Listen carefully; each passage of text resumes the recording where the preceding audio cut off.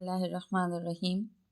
55 برس کی عمر میں اسے پینشن مل گئی، کس کو؟ شریف حسین کو۔ یہ ہم پڑھ رہے ہیں شریف حسین کتبہ کے بارے میں۔ اب اس کا بیٹا ریل کے مال گودام میں کام کرتا تھا، چھوٹا کسی دفتر میں ٹائپسٹ تھا اور اس سے چھوٹا انٹرنس میں پڑھتا تھا۔ اپنی پینشن اور لڑکوں کی تنخواہیں سب مل ملا کے کوئی 150 روپے ماہوار کے لگ بھگ آمدنی ہو جاتی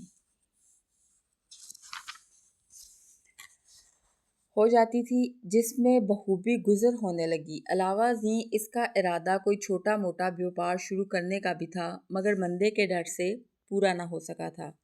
اپنی کفایت شعاری اور بیوی کی سلیقہ مندی کی بدولت اس نے بڑے بیٹے اور بیٹی کی شادیاں خاصی دھوم دھام سے کر دی تھیں۔ ان ضروری کاموں سے نمٹ کر اس کے جی میں آئی کہ حج کرائے، مگر اس کی توفیق نہ ہو سکی۔ البتہ کچھ دنوں مسجدوں کی رونق خوب بڑھائی، مگر جلد ہی بڑھاپے کی کمزوریوں اور بیماریوں نے دبانا شروع کر دیا اور زیادہ تر چارپائی پر ہی پڑا رہا۔ جب اسے پینشن وصول کرتے 3 سال گزر گئے تو جاڑے کی ایک رات کو وہ کسی کام سے بستر سے اٹھا، گرم گرم لحاف سے نکلا تھا۔ پچھلے پہر کی سرد اور تند ہوا تیر کی طرح اس کے سینے میں لگی اور اسے نمونیا ہو گیا۔ بیٹوں نے اس کے مخترے علاج معالجے کرائے، اس کی بیوی اور بہو دن رات اس کی پٹی سے لگی بیٹھی رہیں، مگر افاقہ نہ ہوا۔ وہ کوئی 4 دن بستر پر پڑے رہنے کے بعد مر گیا۔ اس کی موت کے بعد اس کا بڑا بیٹا مکان کی صفائی کرا رہا تھا کہ پرانے اسباب کا جائزہ لیتے ہوئے ایک بوری میں اسے یہ کتبہ مل گیا۔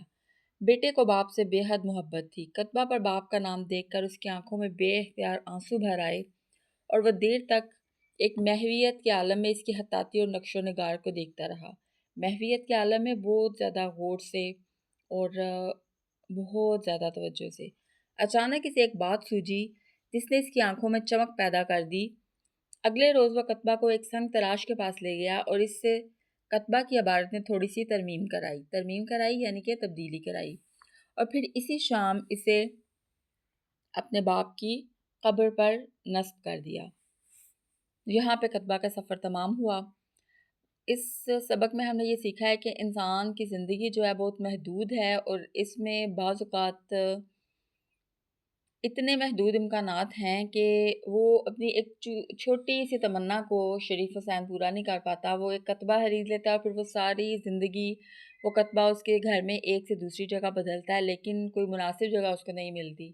اور شریف حسین شروع میں بہت زیادہ خیالی پلاؤ پکاتا ہے کہ میں اس کو یہاں گھر کے باہر لگواؤں گا، پھر وہ اس کو اپنی ٹیبل پہ رکھتا ہے جس وقت اسے کلرک کے درجے پہ ترقی ملتی ہے، لیکن بالآخر وہ اپنی ہی زندگی کے جھمیلوں میں ایسا مصروف ہوتا ہے کہ اس کا خریدا گیا کتبہ گھر کے کبھی ایک حصے میں کبھی دوسرے حصے میں جگہ بدلتا بدلتا وہ سیدھا ہو جاتا ہے، اور بالآخر اس کو جگہ یہاں پہ ملتی ہے کہ اس کی موت کے بعد اس کی قبر پہ وہ کتبہ نصیب ہوتا ہے۔